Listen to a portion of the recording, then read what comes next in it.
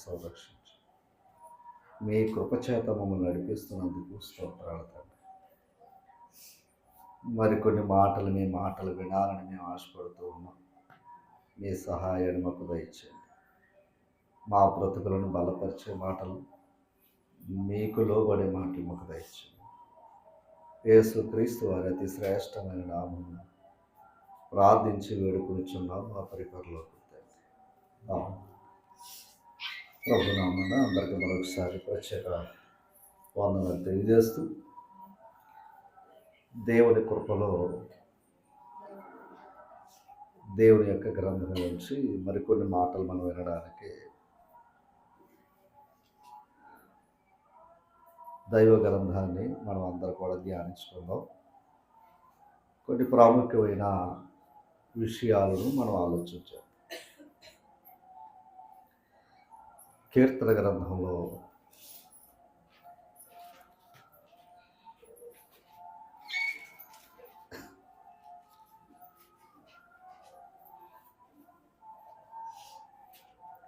కీర్తన గ్రంథంలో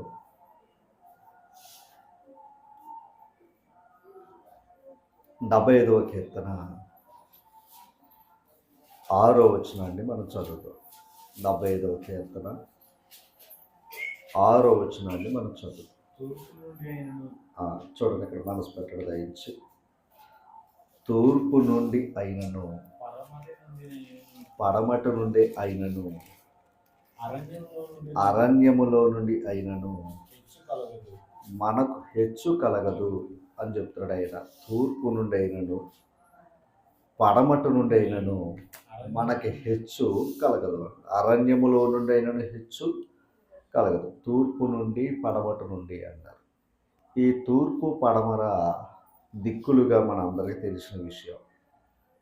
89వ కీర్తన 12వ వచనాన్ని చూద్దాం. అక్కడే 89వ కీర్తన 12వ వచనాన్ని చూద్దాం. ఈ మాట చాలా గొప్పది. ఉత్తర దక్షిణములను చదవండి. ఉత్తర దక్షిణములను నీవే నిర్మించితి. అది గొప్ప మాట. చాలామంది ఈ మాట మీద చాలామంది మరి ఆధారపడి ఉన్నారు. ఏది? ఉత్తర దక్షిణాలు. నిజంగా ఒక గృహం కట్టుకోవాలన్నా, లేదా మనం దుక్కికి వెళ్ళాలన్నా మనం ఎక్కువ ఆలోచించేది ఏంటయ్యా అంటే, మనుషులు దిక్కుల మీద ఆధారపడుతూ ఉన్నారు. మనసు పెట్టాలి. ఈ దిక్కుల మీద ఆధారపడుతున్న మనుషులు ఆ దిక్కులు చేసిన దేవుని మీద ఆధారపడితే దిక్కులన్నీ కూడా మనకు సహాయాన్ని అందిస్తాయంట. అందుకే పడమటి నుండి అయినను తూర్పు నుండి అయినను హెచ్చు కలగదు అన్నాం.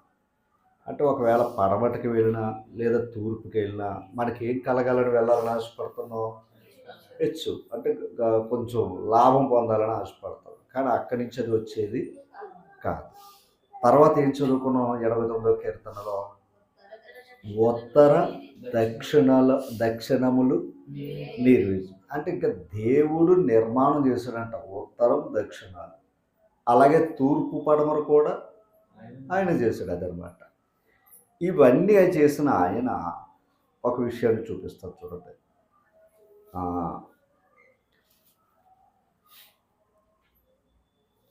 ఒక మాట మీకు చూపిస్తారు. కీర్తన గ్రంథం 19వ అధ్యాయం. కీర్తన గ్రంథం 19వ అధ్యాయం తీసారా?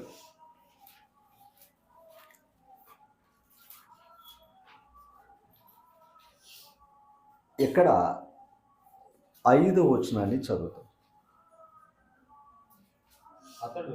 అతడు ఎవరు అతడు తన అంతఃపురములో నుండి బయలుదేరు పెండ్లి కుమారుని వలె ఉండడట. ఎవరు అతడు అంటే 4వ వచనం. చూడండి, వాటి కొలనూలు భూమి ఎదంతటా వ్యాపించి ఉన్నదట. కొలనూలు అంటే కొలమానం. భూమి అంతటా కూడా ఏమై ఉంది? వ్యాపించి ఉండదట. లోక దిగంతముల వరకు వాటి ప్రకటనలు బయలు వెళ్ళుచున్నాయట. తర్వాత వాటిలో ఆయన సూర్యునికి గుడారము వేసినది.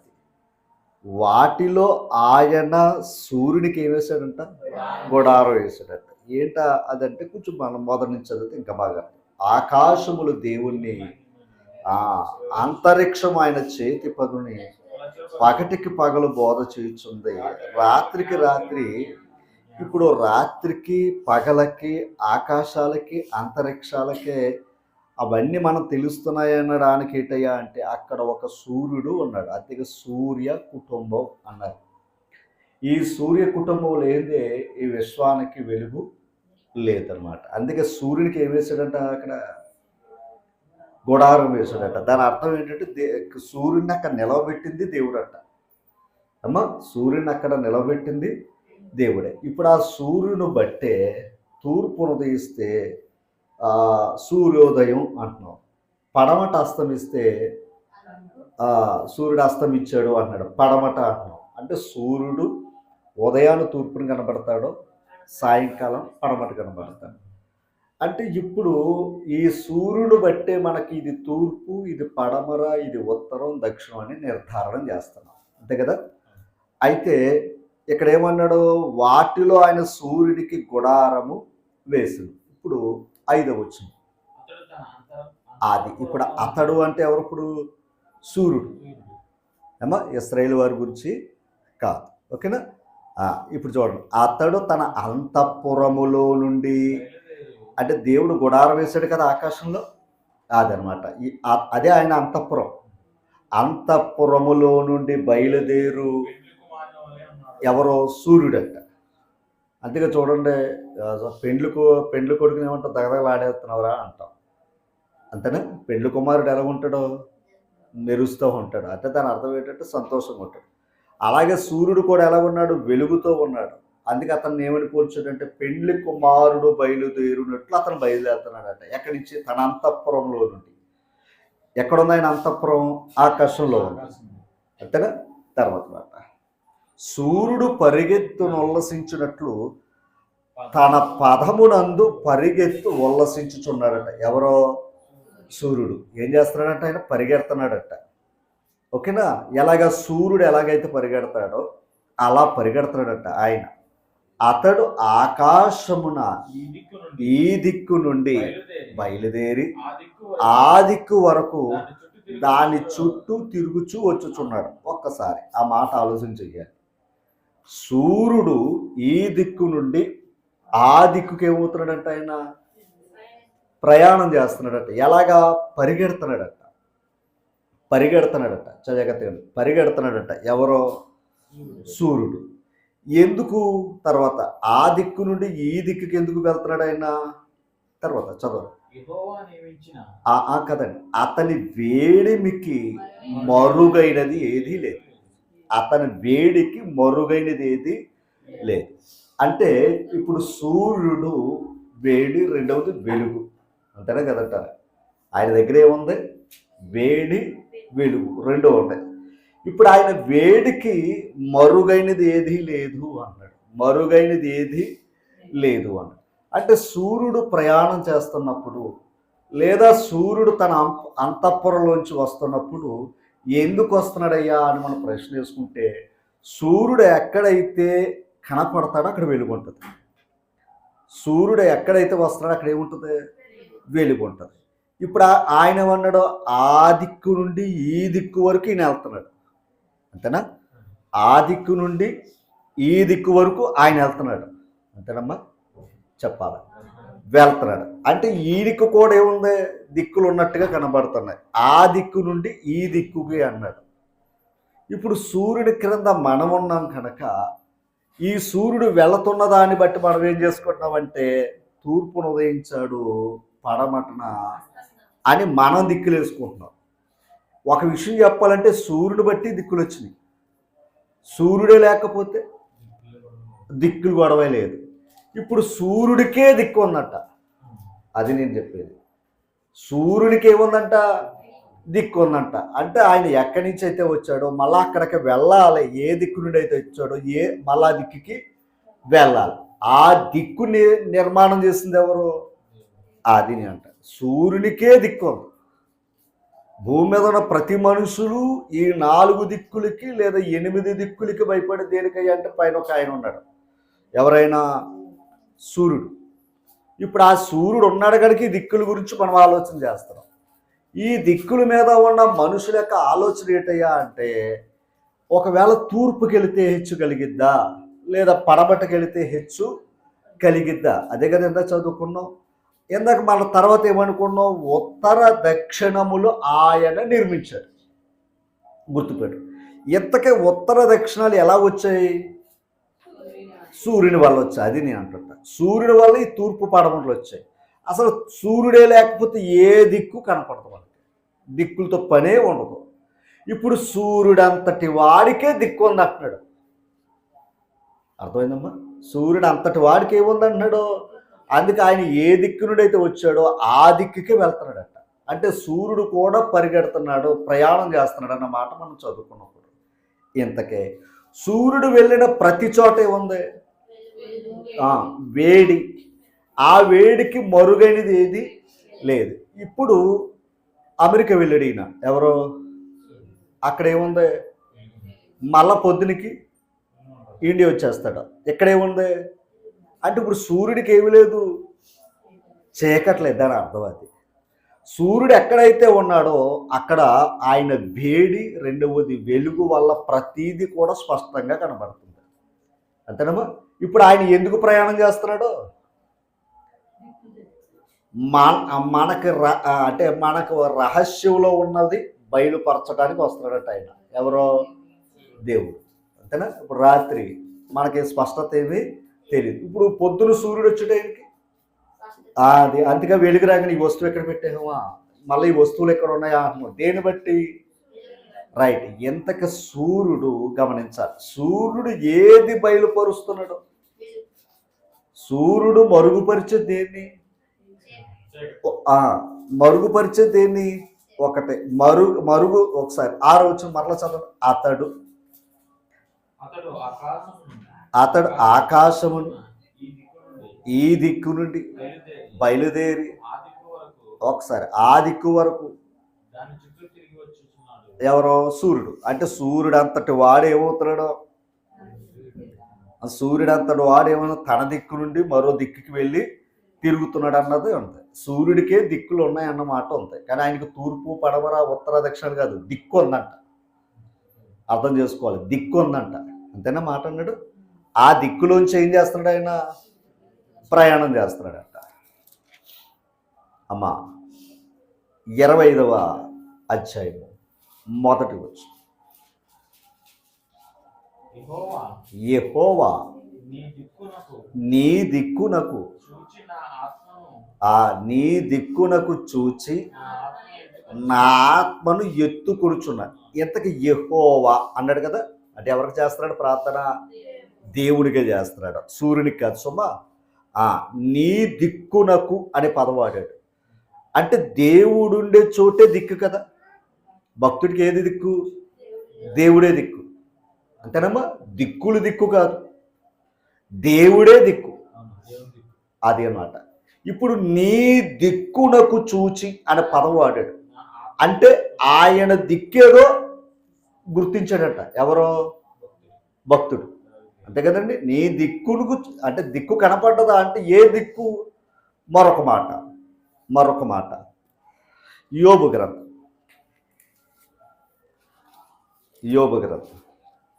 23వ అధ్యాయం. యోబు గ్రంథం 23వ అధ్యాయం 8వ వచనం. ఈ మాట చూడండి. యోబు గారు మాట్లాడుతూ, నేను తూర్పు దిశకు అంటే దిక్కే, తూర్పు దిశకు వెళ్ళినను. అది ఒకవేళ తూర్పుడే ఉన్నాడు అనుకోండి, అక్కడికి వెళ్ళిపోతాం మనం. కానీ ఆయన ఎక్కడ లేడు? ఆ తూర్పు దిశను ఆయన లేడట. గుర్తుపెట్టుకోండి. మా తర్వాత పడమటి దిక్కుకు వెళ్ళినను ఆయన అక్కడ కనపడలేదు. ఇంక స్పష్టత అర్థమైంది మీకు. పడమట లేడు, తూర్పున లేడు, తర్వాత తర్వాత చూడండి, ఉత్తర దిక్కుకు పోయినాను అక్కడ నాకు కనపడలేదు, దక్షిణ దిశకు వెళ్ళిన ఆయన ముఖము త్రిప్పుకున్నాడు. అంటే ఏ దిక్కులు తిరిగినా ఆయన కనపడలేదట. ఎవరో? దేవుడు. మరి ఇక్కడ కీర్తన గ్రంథంలో భక్తుడు ఏమన్నాడు? యెహోవా 25:1 నీ దిక్కునకు చూచి నా ఆత్మను ఎత్తుకురుచున్నాను అన్నాడేంటి? నీ దిక్కునకు చూచి అంటే ఈయనకి కనపడ్డదంట దేవుడుండే దిక్కు. కానీ మనుషులు చూస్తున్న దిక్కుల వైపు చూస్తే దేవుడు కనపడే అవకాశం లేదు. అమ్మా స్పష్టత అర్థమవుతుంది కదా. ఎంతకే ఎక్కడుంటాడు ఆయన దిక్కు? కీర్తన గ్రంథం 5వ అధ్యాయము 7వ వచనం చదువు. నేనైతే నీ కృప అతిశయమును బట్టి నీ మందిరములోనికి ప్రవేశించదను అన్నాడు. అంతేనమ్మా? నీ మందిరములోనికి. అది కూడా ఆయన కృప ఉంటేనే అందులో కాలెట్టగలమాట. ఆయన కృప లేనిది ఆ మందిరంలోకి వెళ్ళే అవకాశం కూడా మనకి లేదంటాడు. తర్వాత నీ ఎడల భయభక్తులు కలిగి నీ పరిశుద్ధ ఆలయము దిక్కు ఒక్కసారి నీ ఎడల భయభక్తులు కలిగి నీ పరిశుద్ధాలయము దిక్కు చూచి నమస్కరించారు. ఒక మాట. ఆల్రెడీ నేను ఎక్కడికి వెళ్ళాడని చెప్పాడు ఇందాక. మందిరములకు ప్రవేశించదను అన్నడా? మందిరములకు ప్రవేశించినప్పుడు మరలా మందిరము దిక్కు చూసి ప్రార్థన చేయవలసిన పని ఏంటి? అమ్మా మరలా చదవండి. నేనైతే నీ కృపాతిశుని బట్టి నీ మందిరంలో ప్రవేశించదు. అంటే మందిరం ఎక్కడుందో వీడికి తెలుస్తుంది. మంచిది. ఇప్పుడు ఆ మందిరం ఎక్కడుందో ఆ మందిరంలోకి వెళ్ళి ఈయన ప్రార్థన చెయ్యొచ్చు. మరల కిందేమన్నాడు? నీ ఎడల భయభక్తులు కలిగి నీ పరిశుద్ధాలయము దిక్కు చూచి నీ అంటే పరిశుద్ధాలయము దిక్కు చూచి అన్నాడు. ఎంతగా పరిశుద్ధాలయం ఉన్న దిక్కేది? పరలోకం. అర్థమైందండి? పరలోకం. ఇంతక ఆ మనుషులు కట్టిందైతే మందిరం భౌతికమైనది, అందులోకి ప్రవేశించాడు ఆయన. అది కూడా ఆయన కృపను బట్టి ప్రవేశిస్తాం. ఇంతకు అసలు మందిరం ఎక్కడుంది? అదనమాట. ఇంతకు దేవుడు ఎక్కడున్నాడో. అందుకే దిక్కు లేని వాడికి దేవుడే దిక్కు అంటే దాని అర్థం ఏంటంటే పైన ఉన్నవాడే దిక్కు. ఇంతకు దేవుడు 4 దిక్కుల్లో లేడు, లేదా ఇంకొక 4 కలుపుకొని 8 దిక్కుల్లో లేడు. ఆయన ఎక్కడున్నాడు? ఆయన పరలోకంలో ఉన్నాడు. అందుకే భక్తుడు ఏం చేస్తాడయ్యా? నీ దిక్కును చూచి. గుర్తుపెట్టుకోవాలి. ఆ దిక్కేది ఆకాశం పైన ఉన్న పరమాకాశంలో ఆయన ఉన్నాడు అక్కడ. ఇప్పుడు ఆ దిక్కును చూసి ఏం చేశాడైనా? ప్రార్థన చేస్తారు. కానీ మనుషులు ఏమనుకుంటున్నారు? దిక్కులు చూడటం మొదలెట్టారు. అర్థం చేసుకోవాలి. దిక్కులు చూడటం మొదలెట్టారు. దిక్కులు చూడటం వల్ల ఏమైపోయారు అంటే దిక్కులు నమ్మినంతగా దేవుని మీద ఆధారపడేవారు లేరు. ఓకేనా? దేవుని మీద ఆధారపడిన వారు లేరు. సామెతల గ్రంథం 30 అధ్యాయం.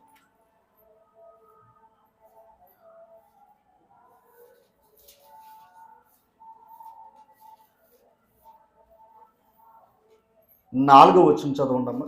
4వ వచనం. 4వ వచనం చూడండి. ఆకాశమునకు ఎక్కి మరలా దిగువాడు ఎవడు? అంటే ఆకాశానికి ఎక్కి మళ్ళీ తిరిగి వచ్చేవాడు ఎవడైనా ఉన్నాడా? వెళ్ళడానికే లేదు, మళ్ళీ తిరిగి వచ్చే అవకాశం లేదు. అంటే విమానం మీద వెళ్తున్నాం కదా అని కాదు. ఓకేనా? విమానం మీద వెళ్తున్నాం దాని గురించి మాట్లాడతలేదు ఆయన. ఎవడైనా ఎక్కి దిగగలడా అన్నాడు. ఆకాశం అనే మాట వాడాడు. అమ్మా తర్వాత తన పిడికెలతో గాలిని పట్టుకున్న వాడెవడు? బట్టలో నీళ్లు మూట కట్టిన వాడెవడు అని మాట్లాడుతూ తర్వాత మాట. అది భూమి యొక్క దిక్కులన్నిటినీ స్థాపించిన వాడెవడు? ప్రశ్న. భూమి యొక్క దిక్కులన్నిటిని స్థాపించిన వాడు ఎవడు అన్నాడండి. ఎవరున్నారు? భూమి యొక్క దిక్కులు స్థాపించిన వాడు ఎవరు? దేవుడే. అదే మనం ఇందాక నుంచి చదువుకున్నాం. భూమి యొక్క దిక్కులన్నిటినీ కూడా స్థాపించిన వాడు దేవుడే అమ్మా. కానీ స్థాపించిన దానికి గౌరవిస్తున్నారు తప్ప స్థాపించిన వాడికి గౌరవం వెళ్తలేదు. ఓకేనా? స్థాపించిన వాడికి గౌరవం వెళ్తలే. స్థాపించిన వాటికి ఏమవుతుంది? ఇంకొంచెం లోపలికి వెళ్ళాలంటే వీరు చేసేది కూడా, దిక్కులను గౌరవించేవారు కూడా మరల సృష్టిని పూజించినట్టు లెక్క. ఎవరిని విడిచి అమ్మా? ఎవరిని విడిచి? దేవుణ్ణి విడిచి. కొరింథీ 2వ పత్రిక, దినవృత్తాంతాల 2వ గ్రంథం 20వ అధ్యాయం అమ్మా. దినవృత్తాంతాలు 2వ గ్రంథం 20వ అధ్యాయము 374 పేజీ. ఇక్కడ శత్రు యుద్ధంతో వస్తున్నప్పుడు, సైన్యంతో వస్తుంటే అక్కడ భక్తుడు చేసిన యెహోషాపాతు చేసిన ప్రార్థన ఒకసారి చూద్దాం. 12వ వచనాన్ని చదువుతాం. 12వ వచనాన్ని 20వ అధ్యాయం 12వ వచనాన్ని చదువు. చదవండి సార్. చదువుతారు. మా మీదకు వచ్చు ఈ గొప్ప సైన్యముతో యుద్ధము చేయుటకు మాకు శక్తి చాలు. శత్రువు వస్తున్నాడు సైన్యంతో, వాళ్ళని ఎదుర్కోవడానికి మాకు శక్తి లేదు అని. తర్వాత ఏమి చేయుటకు మాకు తోచదు, నీవే మా దిక్కు అని ప్రార్థన చేశాడు. అది తెలివైన లక్షణం. ఓకేనా? శత్రువులు నలుదిక్కుల నుండి చుట్టుముట్టారు, కానీ ఈయన ఏం చేశాడయ్యా అంటే నీవే మా దిక్కు. ఎందుకు దేవుడే దిక్కు అంటే ఎక్కడ చేస్తుంటారు ప్రార్థన? పరలోకానికి అమ్మా.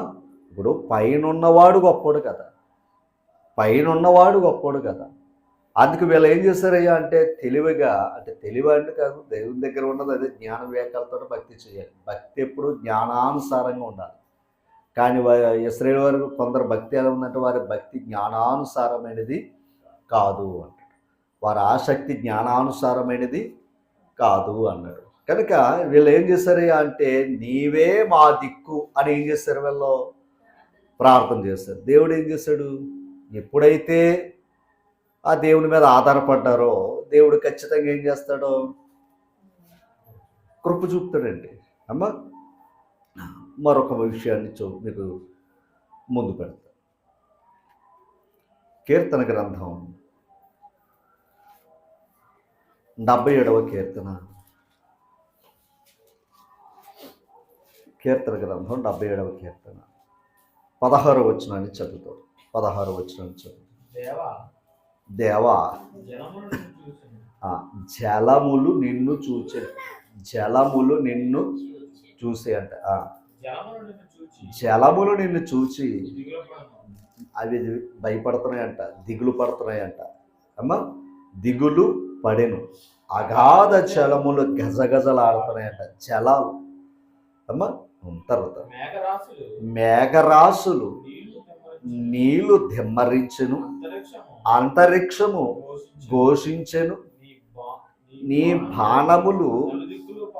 ఒకసారి ఎంత గేటయ్యా అంటే ఆ జలానికి లేదా జలరాశులకు లేదా ఆ మేఘానికి ఆయన ఏమిచ్చాడో తెలుసా? మాట ఇచ్చాడట. అందుకు ఆయన మాటలు కూడా బాణంతో పోల్చాడు. ఇప్పుడు ఆ వర్షం ఏమవుతుంది? నలుదిక్కుల ఏమవుతుంది? నీరు. ఇందాక సూర్యుడు ఏమవుతున్నాడు? తన దిక్కు నుండి మళ్ళీ ఏమయ్యాడు? మళ్ళీ తిరిగి మరో దిక్కుకి వెళ్తున్నాడని ఎందుకు చదువుకున్నాం కదా. అలా సూర్యుడు వెళుతుండటం వల్ల ఏమవుతుంది? లోకానికి వెలుగు ఉంది. ఆ సూర్యుని వేడి వల్ల కొన్ని పంటలు పండుతున్నాయి. అది ఆయన పని. ఆయన అందుకే తన దిక్కులోనూ తాను తిరుగుతున్నాడు. ఇప్పుడు జలములు కూడా ఏం చేస్తున్నాయి? దిక్కులకు ఏమవుతున్నాయి? ఆ జలము పారుతున్నాయి. అదనమాట. నలుదిక్కులు ఏమవుతున్నాయట? పారుతున్నాయట. దాని అర్థం ఏంటి? జలము కూడా దేవుడు ఎక్కడైతే ఆ నీరు వెళ్ళమన్నాడో అక్కడికి వెళ్ళి ఏం చేస్తుంది? ఆ నలుదిక్కులకు వెళ్ళి ఆ నీరు పారుతుంది. అంటే నీరు ఒక మాట తూర్పు దిక్కునే వర్షం వస్తుంది అనుకోండి, మరి పడమట దిక్కు పరిస్థితి ఏంటి? ఉత్తర దిక్కు ఒక మాట మనమే ఒకసారి చాలా జాగ్రత్తగా ఉండాలి. దిక్కులకు ప్రాముఖ్యత ఇచ్చినప్పుడు మనం నిజంగా సూర్యుడు కూడా తూర్పుని అలా ఉండిపోతే మన అందరికి సెంటిమెంట్ ఏంటి? తూర్పు. మాట్లాడితే తూర్పు నుండి వెళ్ళాలి, అంతే కదండి. మన అందరికి ఏంటయ్యా అంటే తూర్పు. సరే, సూర్యుడు ఆ తూర్పు నుండి పోతే బతకగలవా? అంటే ఇప్పుడు సూర్యుడు ఏమవ్వాలి? మళ్ళీ నీ ఇంటికి వెళ్ళాలి, నీ ఇంటికి వెనకాలకి వెళ్ళాలి ఆయన. అయ్యో, వెళ్ళాలా లేదా? మరి మన సెంటిమెంట్ ఏంటి? ఎంత అంటే తప్పు అనుకోకుండా దీనికి ఒక విషయం చెప్తాను. అరమెదడు అని అంటారు, తెలుసా? అరమెదడు అంటే దాని అర్థం ఏంటి? సగం జ్ఞానం అంటారు. అంతేనా? అరమెదడు అనేది ఏంటంటే సగం సగం ఆలోచించే వాళ్ళు ఉంటారు, సగం సగం పని చేసిన వాళ్ళు ఉంటారు. అది పరిపూర్ణమైనది కాదు. ఇప్పుడు 12 గంటల కోసం చూసుకున్నాం మనం, అంతేనా? ఈ తూర్పు అనేది ఈ దిక్కుని మనం మనసులో ఎలా నాటేసుకున్నాం? 12 గంటలది. మరి ఇంకో 12 గంటలు అవ్వాలి కదా. 12 గంటలకు తూర్పు కనబడుతుంది మనకి, మరి ఇంకో 12 గంటలకు ఏమవుతుంది? వెనక్కి వెళ్ళింది. అర్థమైంది? అంటే ఆలోచించిన జ్ఞానం ఏంటయ్యా అంటే సగం వరకు ఆలోచించాడు తప్ప దాని పూర్తి జ్ఞానం. అందుకే సూర్యుడే తన దిక్కు నుండి మరలా తిరిగి వస్తాడట. సూర్యుడు ఇందాక చదువుకున్నాం కదా, సూర్యుడే ఏ దిక్కునైతే వెళ్ళాడో మళ్ళా దిక్కుకి ఏం చేస్తున్నాడు? ఆయన వస్తున్నాడు. అలా రాకపోతే ఈ విశ్వం నడిచే అవకాశం లేదు. అబ్బే లేదండి బాబు, మాకు తూర్పును పెట్టుకున్నాం, మా ఇల్లు తూర్పున ఆయన ఉన్నాడని ఇల్లు కట్టుకున్నాం అనుకుని మనం ఏదన్నా అదే మైండ్తో ఉన్నానుకోండి, సరే కదా, నీ మాట విని పాపం తూర్పున సూర్యుడు అలాగే ఉండిపోయాడు అనుకోండి, ఒక్క అడుగు ముందుకు వెళ్తాం. అర్థమైంది? ఒక్క అడుగు ముందుకు వెళ్తాం. మన పిచ్చేటయ్యా అంటే ఎవరో ఏదో చెప్పింది ఎక్కించుకుంటారు తప్ప దేవుడు చెప్పిందని ఎక్కించుకోలేకపోతున్నారు. అర్థమైందండి? అందుకే నేను అది ఎప్పుడు గుర్తుపెట్టుకోండి, ఈ దిక్కులే దేవుడే దిక్కు అంటున్నాయి. చివరకు సూర్యుడు కూడా నీవే దిక్కయ్యా, నువ్వే దిక్కులైతే వెళ్ళమంటావో ఆ దిక్కులోనికి వస్తున్నానయ్యా అని ఆ సూర్యుడే దేవునికి మొక్కుతాడట. అలాగే జలము కూడా ఏం చేస్తున్నాయి? నలుదిక్కులకి వెళ్ళి ఏం చేస్తున్నాయి? నీరు విడిచి వస్తున్నాయి. అలాగే సూర్యుడు కూడా ఒకే దిక్కున ఉంటున్నాడా? లేదు. కానీ మన భ్రమ ఏంటయ్యా అంటే ఆ ఒక దిక్కుడికి కట్టిపెట్టేమైంది. నిజంగా కానీ మన చేతులు అధికారం ఉంటే ఆయన అక్కడే కట్టేద్దు కదండి.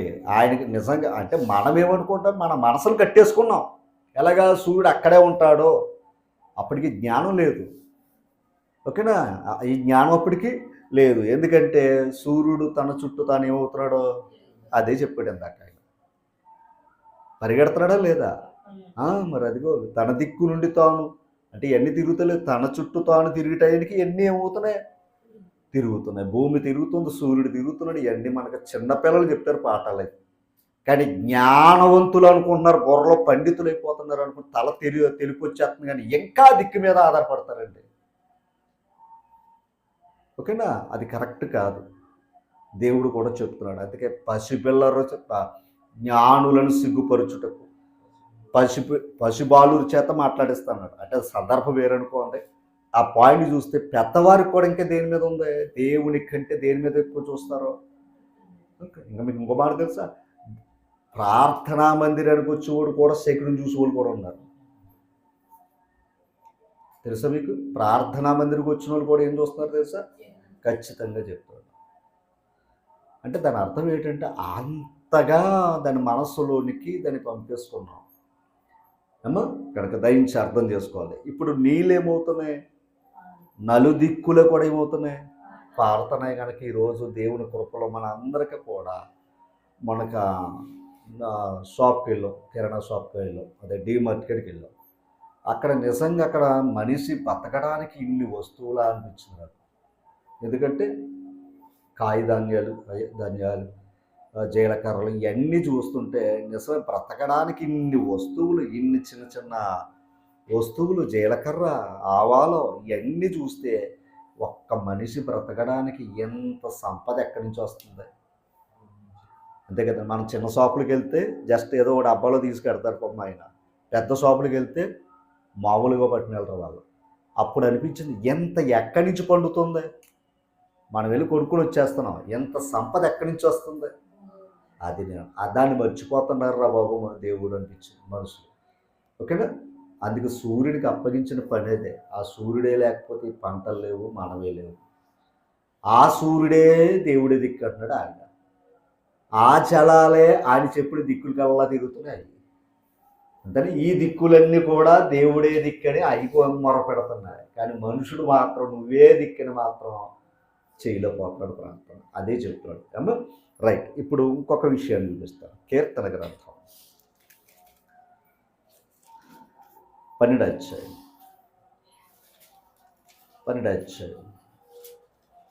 కీర్తన గ్రంథం 12వ అధ్యాయము.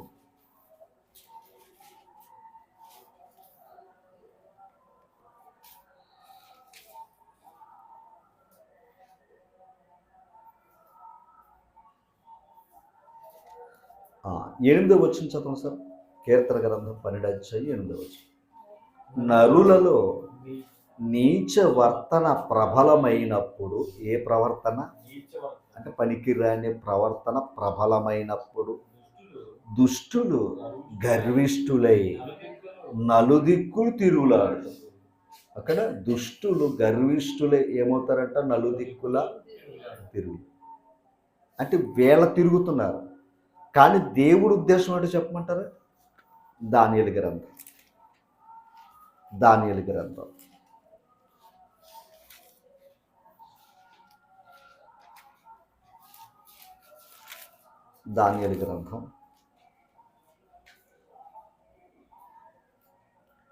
12వ అధ్యాయము 4వ వచనం చదవండి.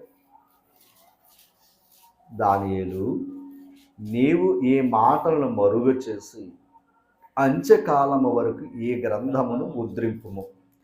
చాలామంది నలుదిశల సంచరించినందున తెలివి, అది దేవుని ఉద్దేశం. నువ్వు 4 దిక్కులకి వెళ్ళి తిరిగి తెచ్చుకోవాలి తప్ప, ఓకేనా, నీ చెడ్డ ప్రవర్తన వల్ల 4 దిక్కులకి వెళ్ళి చెడు తేకూడదు. అంతేనమ్మా. ఇప్పుడు మనుషుల్లో చెడు ప్రవర్తన వెళ్ళని దిక్కంటూ లేదు, కానీ దేవుడు ఈ దిక్కులు స్థాపించాడు కదా, ప్రతి జాతి మనుషులను అన్నాడు కదా. ఈ దిక్కులు ఎందుకు ఇచ్చాడంటే, మీరు ఆయా దిక్కులకన్నిటికీ వెళ్ళిన మనుషులతో మీరు సహవాసం చేసిన మీరు ఏం తెచ్చుకోవాలి? తెలివి తెచ్చుకోవాలి. దేవుని ఉద్దేశం అది. నలుదేశలా మీరు వెళ్ళినా ఏం తెచ్చుకోవాలి? తెలివి తెచ్చుకోవాలి. దేవుని ఉద్దేశం అది. కానీ మనుషులు ఏం చేస్తున్నారు? వారి నీచ ప్రవర్తన ద్వారా నలుదిక్కులకు వెళ్ళిపోయి గర్విష్ఠులుగా బ్రతుకుతున్నారంట. మరి గర్విష్ఠులకి ఏమర్థమవుతుంది? ఎస్తేరు గ్రంథం 4వ అధ్యాయం. ఎస్తేరు గ్రంథం 4వ అధ్యాయం. తీసరమ్మా. అక్కడ యూదులకు ఒక ఆపద వచ్చింది ఆమాను ద్వారా. 4వ అధ్యాయం. ఆ ఆపద తప్పించటానికి మొర్దెకై తన సహోదరి అయిన ఎస్తేరుగా సమస్యని చెప్పాడట. ఆవిడ కొంచెం భయపడ్డదట మొదట, ఎందుకంటే రాజు పిలవకుండా వెళ్ళడానికి అవకాశం లేదు. అయితే 4వ అధ్యాయం 14వ వచనంలో ఆ మాట ఒకటి చూద్దాం. చదవండి. నీవు ఈ సమయమందు ఏమీ మాటలాడక మౌనముగా ఉన్న ఎడల యూదులకు సహాయము, విడుదల మరి ఒక దిక్కు నుండి వచ్చు. అది ఇప్పుడు వాళ్ళని రక్షించటానికి నీవే దిక్కు, దాని అర్థం అది. యోధా జాతిని రక్షించటానికి నీవే దిక్కు. దేవుడిని అందుకెట్టాడు. ఒకవేళ నువ్వు భయపడి, ఓకేనా, ఒకవేళ నీవు భయపడి, ఒకవేళ నువ్వు గాన భయపడి ఈ కార్యం చేయమనుకోండి, వారికి సహాయము ఏమంటున్నాడు? మరి ఒక దిక్కు నుండి వచ్చును అన్నడం లేదా? అంటే ఒక మాట, నీవే దిక్కు. ఒకవేళ నువ్వు చేయకపోతే మరో దిక్కు నుండి ఏమవుతుంది? వాళ్ళకి సహాయం వస్తుంది. ఎందుకని వారు ఎవరి మీద ఆధారపడుతున్నాడో మొర్దెకై గట్ట, అది నీవే దిక్కు అంటున్నాడు. ఒకవేళ నువ్వు ఈ మార్గం నువ్వు చేయలేదనుకో, మరో దిక్కు నుండి అవకాశాన్ని దేవుడు ఇస్తాడంట. అది నేను అంటున్నా. యెషయా గ్రంథం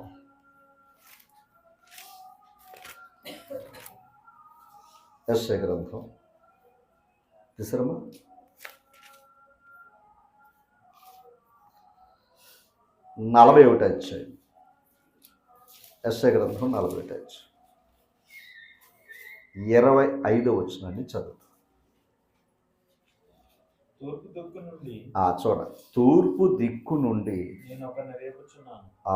ఒకసారి కాదు, ఉత్తర దిక్కు నుండి, అది ఒకసారి గుర్తుపెట్టుకోండి. ఉత్తర దిక్కు నుండి నేను ఒకనని రేపుచున్నాను, నా నామము ప్రార్థించువాడొకడు సూర్యో దిక్కు నుండి వచ్చుచున్నాడు. నా నామమును ప్రార్థించువాడొకడు సూర్యోదయము దిక్కు నుండి వచ్చుచున్నాడు. ఓకేనా? ఒకసారి అంటే ఇప్పుడు ఆయన ఏదైనా చేయగలడు, ఏ దిక్కులోనైనా ఎవరినైనా ఆయన ఏం చేయగలడు? ప్రేరేపించగలడు. ఎవరో? దేవుడు. ఆయనకి అసాధ్యమైనది లేదు. అందుకే అన్నాడు, అమ్మ ఎస్తేరు తల్లి, ఒకవేళ యూదులకు సహాయం నువ్వు చేయకపోతే ఇంకో దిక్కు నుండి సహాయం వస్తుంది. అలాగే నా నామమున ప్రార్థించువాడు ఎక్కడి నుంచి వస్తాడన్నాడు ఆయన?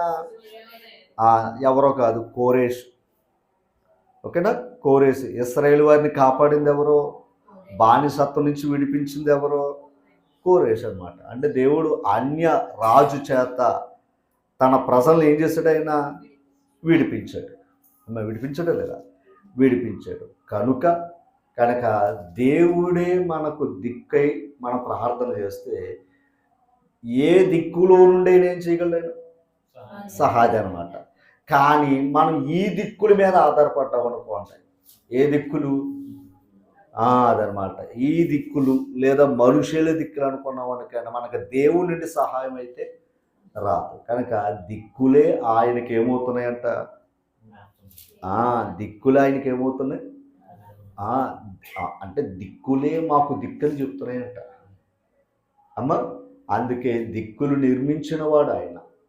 అందుకే మనం ఇందాక ఉత్తర దక్షిణములు ఆ పదం ఎక్కువగా మన సైడ్ వినబడతా ఉంటుంది. ఎక్కువ గృహం కట్టుకున్నప్పుడు ఖచ్చితంగా వినబడుతుంది. నిజమే, ఉత్తర దక్షిణాలు ఉన్నదే మంచిదే, కాదన్నాం. ఏమండి? కడుతున్నారు రైటే. కానీ ఆ ఉత్తర దక్షిణాలు ఇచ్చినోడు ఎవరు? అక్కడ నమస్కారం చేయాలి. ఆ దిక్కుకు నమస్కారం చేయకూడదు. దిక్కే ఆయనకి నమస్కారం చేస్తుంది. నెహెమ్యా గ్రంథం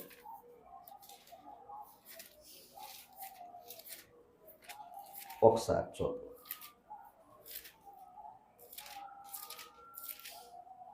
తీసారమ్మా? 9వ అధ్యాయం 6వ వచనం. మనస్సు పెట్టి చదవండి. గొప్ప మాట. 9వ అధ్యాయము 6వ వచనం చదవండి. నీవే అద్వితీయుడవైన యెహోవా.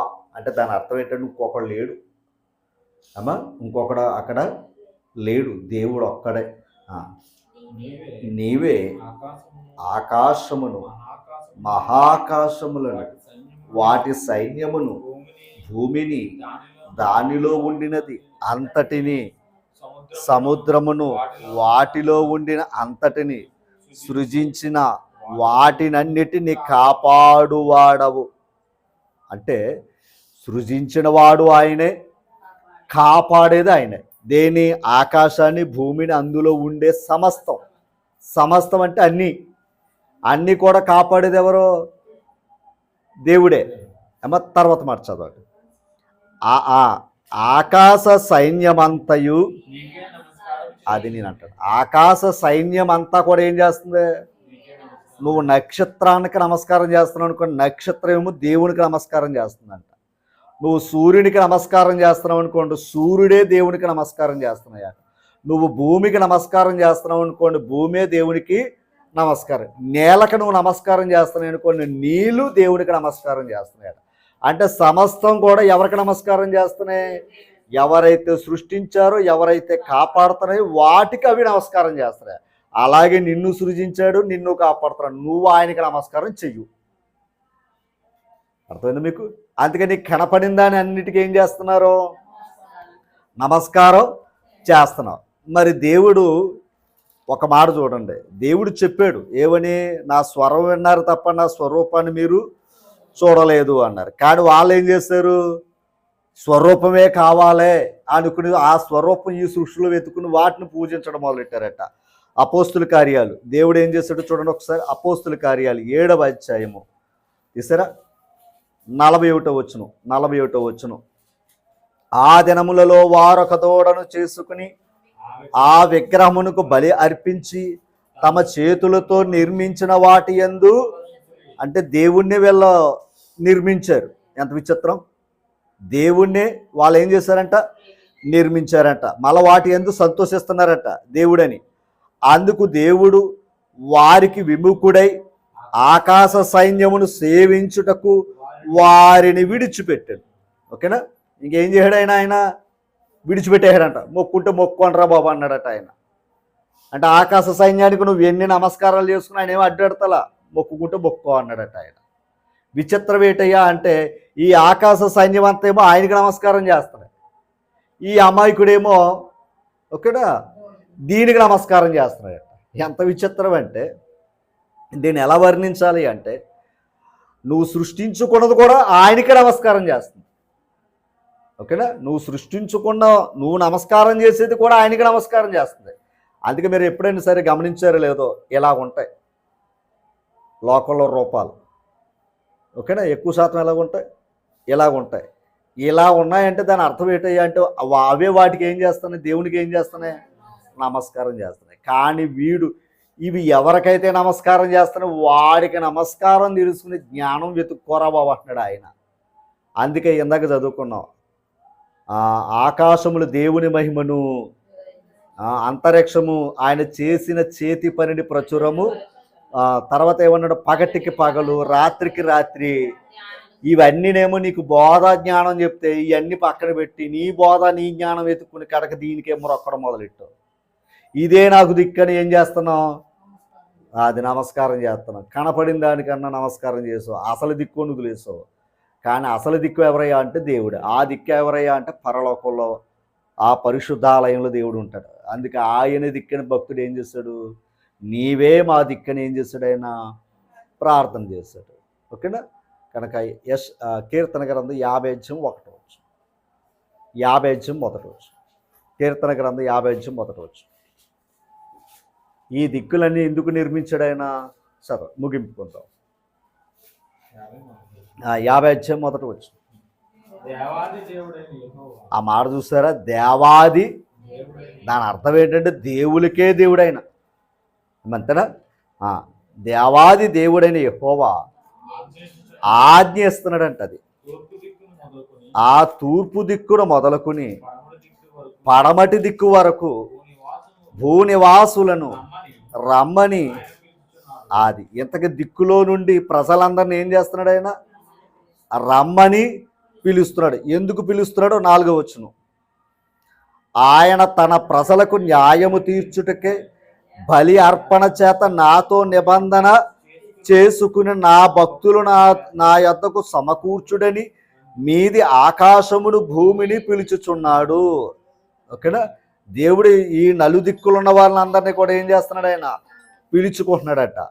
గమనించాలి. పిలుచుకుని ఏం చేసుకున్నాడో ఆయన బలి అర్పణ చేత ఆయనతో ఏం చేసుకుంటున్నాడు, ప్రజల్ని నిబంధన చేసుకుంటున్నాడు. ఏటా నిబంధన? క్రొత్త నిబంధన, తన కుమారునితో నిబంధన. ఓకేనా? క్రీస్తు ప్రభు క్రొత్త నిబంధనకి ఏమయ్యాడు, పూట కాపాయను అనే మాట ఉంటుంది. దాని అర్థం ఏంటంటే పూచీదారుడు అంట. ఎవరో భక్తులకు పూచీదారుడు అంట యేసుక్రీస్తు. ఆ నిబంధన ఏర్పాటు చేసుకున్నాడు. అందుకే అపోస్తుల కార్యాలు 1వ అధ్యాయంలోకి వెళితే పేతురు ప్రసంగించిన ప్రసంగంలో ఆకాశము క్రింద నుండి భక్తి గల యూదులు ఆ దేశానికి వచ్చారట. వచ్చారు లేదా? ఆ దిక్కులో ఉన్న వాళ్ళందరూ వచ్చారు లేదా? వచ్చి ఇప్పుడు దేవుని యొక్క మాటలు విని క్రీస్తు ప్రభుతో నిబంధన అనుకున్నామే, మీరు సిలువేసిన యేసునే దేవుడు ప్రభువుగా క్రీస్తుగా నియమించను అన్నాడు. అంటే ఇప్పుడు ఎవరితో నిబంధన చేసుకోవాలి? ప్రజలు క్రీస్తుతో నిబంధన చేసుకోవాలి. అలా నిబంధన చేసుకున్నదే క్రీస్తుల ద్వారా తండ్రి అయిన దేవుణ్ణి ఆరాధించడానికి యోగ్యత ఇచ్చాడు. అందుకే నా ద్వారా తప్ప ఎవడను తండ్రి యొద్దకు రాలేదు. ఇప్పుడు ఆ పరలోకంలో ఆయన ఉన్నాడు, ఆయనే దిక్కని చేస్తున్నా. ఆ దిక్కు గమనించాలి. ఆయన ఈ లోకానికి తన కుమారుని పంపాడు. అందుకే నలుదిక్కుల నుండి అందరిని కూడా ఏం చేస్తున్నాడు, ఆయన పిలుస్తున్నాడు. ఎలాగయ్యా అంటే సువార్త ద్వారా. అందుకే సర్వలోకానికి వెళ్ళి సర్వ సృష్టికి సువార్త అది. ముందుకు నలుదిక్కులకి వెళ్ళి ఎందుకు చెప్పమన్నాడంటే ఆయన ఆజ్ఞది. ఎందుకంటే సృష్టి ఆయనకు ఆయన గురించి బోధ చేస్తుంది. అందుకు సృష్టికి ప్రకటించమన్నాడు. ఎందుకంటే సృష్టి ఎక్కడున్న నరుడు అక్కడ ఉంటాడు. అందుకే ఆ నరుడు ఆ సృష్టిలో ఉన్న సువార్తను విని క్రీస్తు ప్రభును స్వరక్షకుడిగా అంగీకరించి క్రీస్తుకు లోబడితే క్రీస్తు ద్వారా దేవుడు అనుగ్రహించిన మేలు వారు పొందుకుంటారు. ఒక మాట. అందుకే మనము ఆయన ద్వారా, అంతేనా, మనము ఆయన ద్వారా, ఎవరి ద్వారా? క్రీస్తు ద్వారా. అందుకే అన్ని నామముల కంటే పైనామం. గుర్తుపెట్టుకోండి. అందుకే మనకు ఇప్పుడు ఉన్న దిక్కేంటో చెప్పండి. క్రీస్తు నామమే దిక్కు. అవునా కదంటారా? మనకున్న దిక్కేటయ్యా అంటే క్రీస్తు నామం. ఎందుకు అంటే భూమి మీదను పరలోకమందును సర్వాధికారము కలిగిన వాడెవరో అదనమాట. అందుకు ఆయన నామమే దిక్కు. ఓకేనా? అందుకే ఇంకొక మాట చెప్పాలంటే సూర్యుడే దిక్కు ఈ దిక్కులకి కదా. సూర్యుడే దిక్కు ఈ దిక్కులకి. కానీ సూర్యుడు కూడా ఏముంది? దిక్కు ఉంది. అదే కదా ఎంత చదువుకున్నాం. ఇంతకు ఆ సూర్యుడికి దిక్కు ఎవరయ్యా అంటే నీతి సూర్యుడు. అర్థమైంది మీకు? నీతి సూర్యుడు. అందుకే కలిగి ఉన్నది ఏది ఆయన లేకుండా ఆ కలిగించిన వాడే క్రీస్తు ప్రభు. అందుకే ఆయన నేల మీద నడిచాడు, గాలిని ఆపాడు. చనిపోయిన వారిని తిరిగి అంటే ఎన్నాట్ల మీద ఆయనకి అధికారం ఉందా లేదా? అందుకే ఆకాశ సైన్యం ఆయనకి ఏం చేస్తుంది? ఆకాశ సైన్యం ఆయనకి ఏం చేసిందయ్యా అంటే నమస్కారం చేస్తున్నాయి. గమనించలేదు. దేవదూతలే క్రీస్తు ప్రభుకి ఏం చేశాయి? నమస్కారం చేస్తున్నాయి అన్నమాట హెబ్రీ పత్రికలో ఉంటాయి. అంతటి అంటే దేవదూతల కంటే గొప్పవాడు, మనుషులందరికంటే గొప్పవాడు ఎవరో? యేసుక్రీస్తు. అందుకే మన క్రీస్తు నామము ద్వారా, ఓకేనా? అందుకే నీతి సూర్యుడు. ఆ నీతి సూర్యుడి దగ్గరికి దేవుని కృప ద్వారా మనం వచ్చాం. ఆ నీతి సూర్యుడి ద్వారా మాత్రమే పరలోకానికే చేరగ. ఆకాశంలో ఈ సూర్యుడు ఉన్నాడు, ఈ భూమి మీదకి ఆయనే దిక్కు. కానీ నీతి సూర్యుడు పరలోకంలో ఉన్నాడు. ఆ పరలోకం చేరాలంటే ఆ నీతి సూర్యుడు అనే క్రీస్తు ప్రభు యొక్క వాక్య వెలుగు. ఆయన ఏ దిక్కు నుండి అయితే వచ్చాడో పరలోకం, ఈ భూమి మీదకి వచ్చాడు. మరలా ఏ దిక్కు వెళ్ళిపోయాడు? పరలోకానికి వెళ్ళిపోయాడు. అవునంటారు కదా. ఆయన దిక్కు ఏదయ్యా అంటే తండ్రే.